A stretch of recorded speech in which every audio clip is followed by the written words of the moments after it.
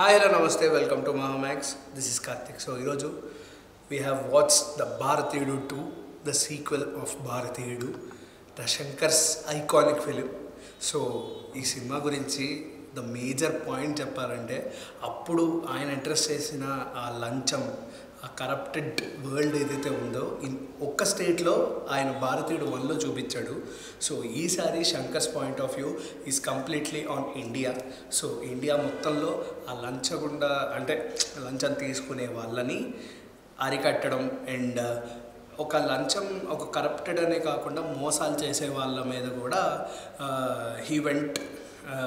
he came back again and he went to deep in that.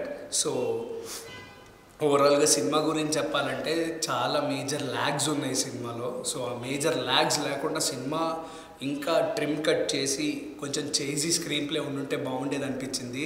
And he started with a note like Bharatiyudu is coming back, Bharatiyudu is coming back, Bharatiyudu is coming back. But second at the ending లో ఆయన ending ఇచ్చింది ఏంటంటే ప్రజలందరికీ మార్పు కావాలి. This is a democratic country, ప్రజలందరికీ మార్పు కావాలి. బట్ అదే వాళ్ళ కుటుంబంలో కూడా ఒక కరప్టెడ్ మనిషి ఉన్నాడంటే అక్కడ ప్రజలందరూ స్వార్థపరులు అయిపోతారు. మన కోసం రమ్మన్న భారతీయుడినే పొమ్మంటారు అని చెప్పేసి ఒక clean and clear cut crystal cut లైన్తో శంకర్ గారు మన ముందుకు వచ్చారు. సో ఈ లైన్ ఎంతవరకు టచ్ అయితే సినిమా అంత బ్లాక్ బస్టర్ అవుతుందని నా ఫీలింగ్. సో ఈ లైన్ కనెక్ట్ అవ్వాలి basically.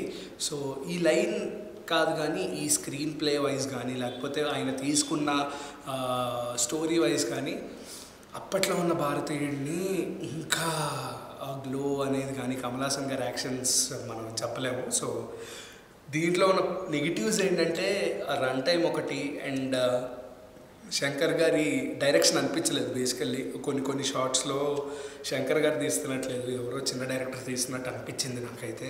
So these are the some negatives. But ఓవరాల్గా సినిమా గురించి చెప్పాలంటే ఒక మంచి కాజ్ కోసమే తీశారు. అప్పుడు 2.0 శివాజీ ఇలాంటి సినిమాలు చేశాక కూడా ఇప్పుడు he just came back again with భారతీయుడు 2. సో మనకి టీఎఫ్ఐలో ఉండేది ఏకైక వర్డ్ ఏంటంటే కొన్ని క్లాసిక్స్ ముట్టుకోకూడదు అంటారు కదా. సో భారతీయుడు అలా టచ్ చేయకుండా ఉండాల్సిందేమో అనిపించింది ఆఫ్టర్ వాచింగ్ భారతీయుడు 3 ట్రైలర్.